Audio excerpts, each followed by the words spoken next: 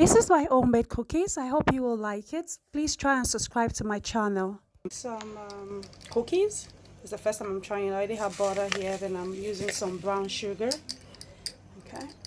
And in this place, I already have some flour, some bicarbonate of soda, cornstarch, just to make it a little bit soft. Then I'll come back with more mixture for the cookies. I'm going to add some chocolate chips to it. I added color into it, so that's why the color is different. I couldn't show you how I mixed it because I was using the hand blender and couldn't hold the camera at the same time. In different shape with some chocolate chips in it.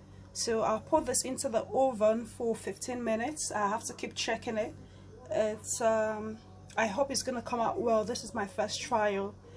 So see you when the cookies is. So I'm just checking it to be sure that it's not burning, but it's still cooking.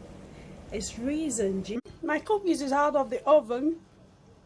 It's really nice. It's this is very good for your first trial. Can you see the inside of the cookie? It's soft. It's sweet.